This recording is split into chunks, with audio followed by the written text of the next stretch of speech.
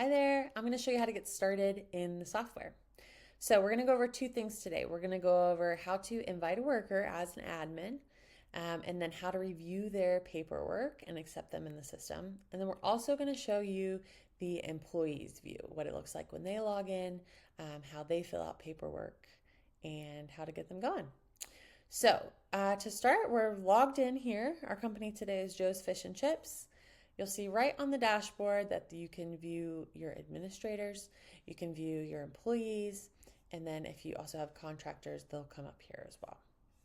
There are three different statuses that an employee can have in the system. The first one is incomplete. That means that the employee has received the paperwork, but they've not filled it out yet. There is pending here in the orange, which basically means that the admin needs to review the paperwork that has been filled out by the employee. And then accepted is pretty self-explanatory. It just means that the employee has filled out the paperwork, the admin has reviewed it and accepted them into the system. So if you look on the left-hand side here, there's a tab that says action required. We're going to click on that. This is basically like the homework tab, we like to call it, for the admins. Anything that needs to be done, any action items from the admin side of things are going to pop up under this tab. So we sent out paperwork to Joe Smith. He filled it out, so it's pending. And then if you clicked on that action required tab, you'll see that his I-9 needs to be reviewed and his status needs to be updated. So this will make sure that nothing falls through the cracks as an admin. Also on the left-hand side, there's a documents tab. So there are two different types of documents that you can add to the system. And these are documents that are going to be unique to your company. So things like an employee manual or an emergency contact form. The two types of documents are static and then fillable. So a static document is just this add document button here. It's something like an employee manual. You don't need the employee to be filling out anything, but you do need them to review it. And so you would click the add document button and you would upload a PDF. That is the type of file that we currently support. So the other type of document is a fillable document. So that's something like the emergency contact form that you would need them to fill out and sign.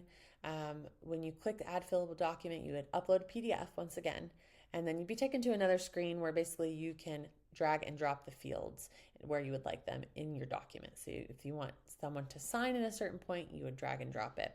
It's very easy to use, and if you need any help with that, we do have some additional help articles in our library.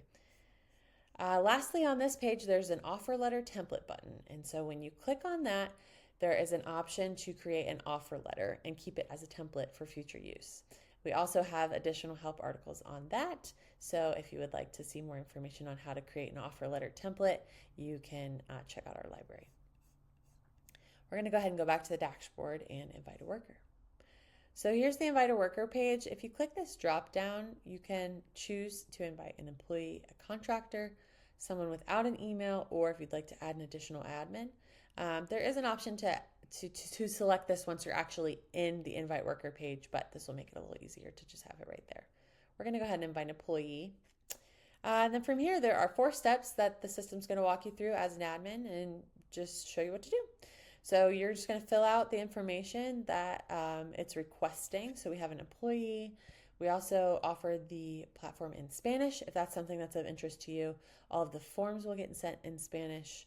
And then if you have any uploaded documents in Spanish, obviously those will get sent as well. We're going to go ahead and fill this out here with an email.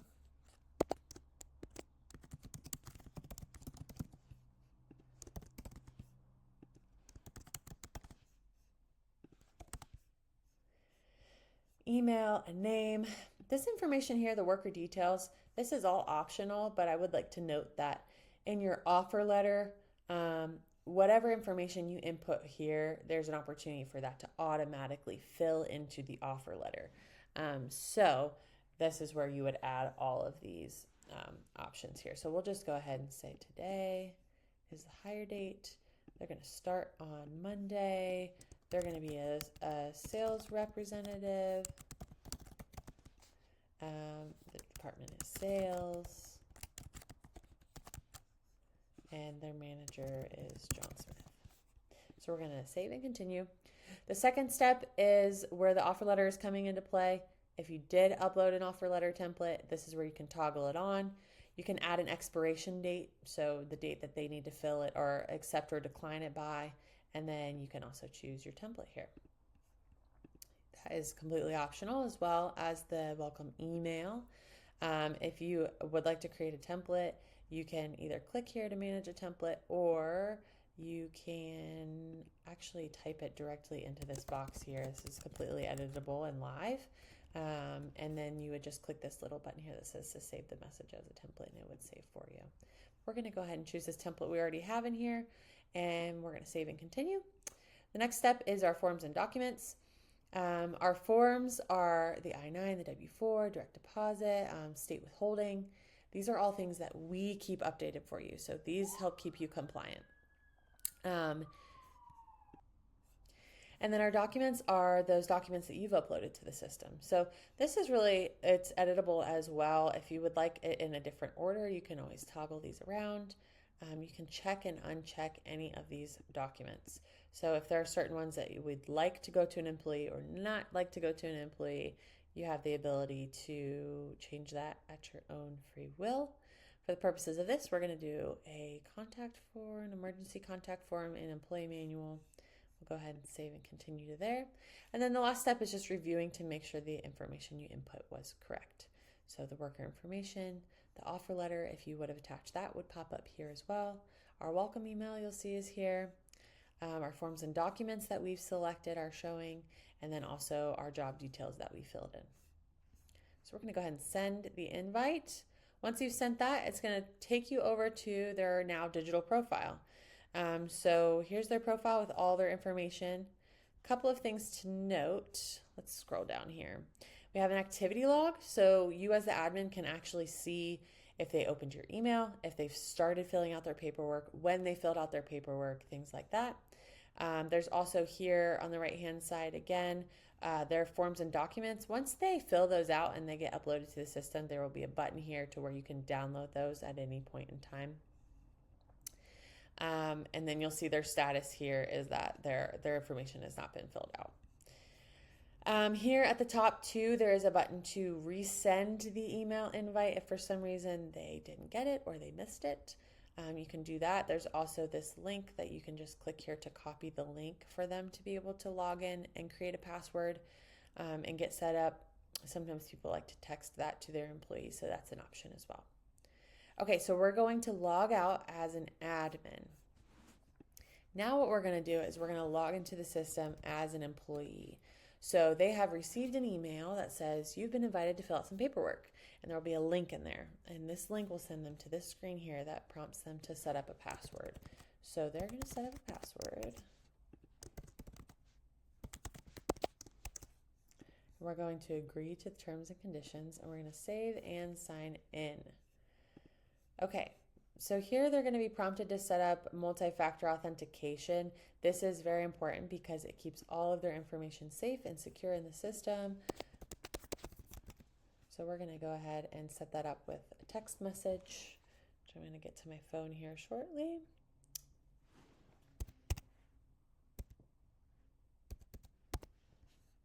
There are also additional help articles on how to set up MFA if you need to see that as well in the library.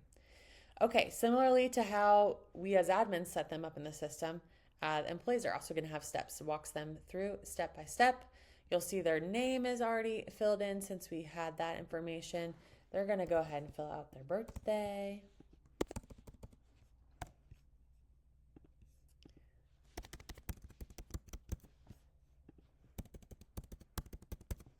Social security number, phone number.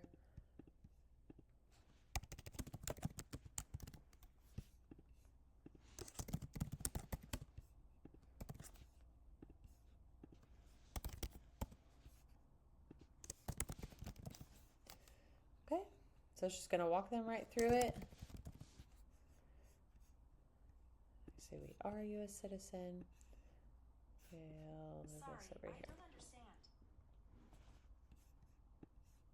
Once we've selected that, we can save and continue. And then now we're going to fill out our tax information. Let's try to move this out of the way here.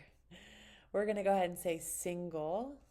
As far as the dependence amount, you will need to use the calculator button to calculate that.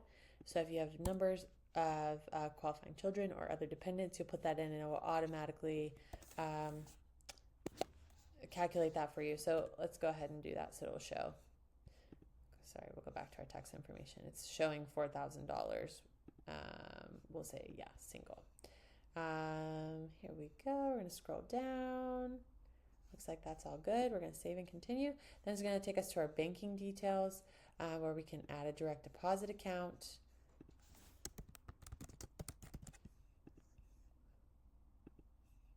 We're going to say bank. We're going to say it's a checking account.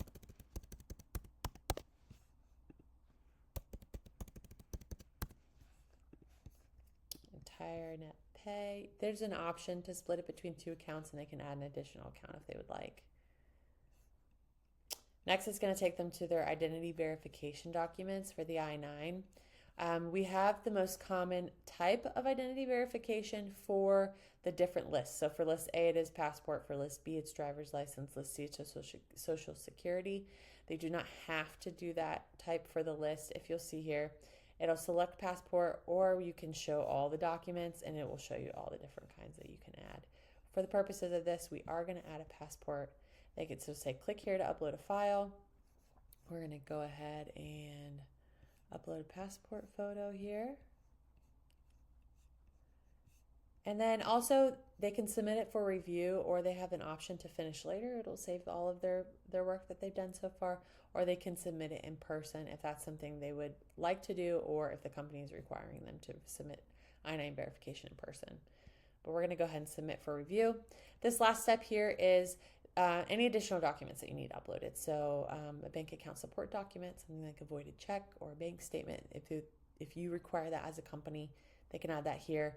There's also other documents you may want them to upload if they have certain certifications or things like that. This would be where they would do that. It's not required, it is optional. So we're going to go ahead and save and preview. Now it's going to show us all of our documents filled out with the information that we put in. So here's our direct deposit enrollment form that we can review. We can approve and sign that. This is our I-9 form that's been filled out. We'll make sure that's correct. Approve and sign that. Our withholding. Which one is this here? Yeah. Exemptions. If there are any. Okay, so now are these documents that you've uploaded for your company that we were talking about. So these are them where they're going to be able to fill out their information. So their contact name can be, let's say Jane Smith, the address, relationship, phone number, and then an email. And then they can click to sign it. So that's how easy it will be for your employee to fill out information once you set up those documents. So we're going to approve and sign that. We'll also see the employee manual that we uploaded. It's not requiring a signature. They just need to read it. Oh, looks like we did have a signature added at the end here, but that's a good example. You can see either way. So we're going to go ahead and approve and sign that. And it's saying thank you. All of your paperwork has been signed. It'll show that their status is pending, and they're now waiting for the admin to approve them in the system. All right, so we have logged out as an employee, and we are logged back in as an end client admin. So you are the admin, and you're going in to approve paperwork. Like I was saying before, there's two places you can find it. We can find our employee that we added here right on the home screen, or we can go to the action required tab and say, okay, what needs to be done? Okay, here's Hope, tester account, and she needs her I-9 reviewed. So we're going to click on that. It'll show you here in this orange lettering that you can upload or review a worker's uploaded documents, which that's what we want to do for the I-9. It'll take you to the page you need to be on, and we're going to go ahead and review that passport. There's a button here to view the document. You want to make sure it is the correct document. You're just going to go ahead and fill out this information here. We want to make sure that we are using this upload as an I-9 verification document.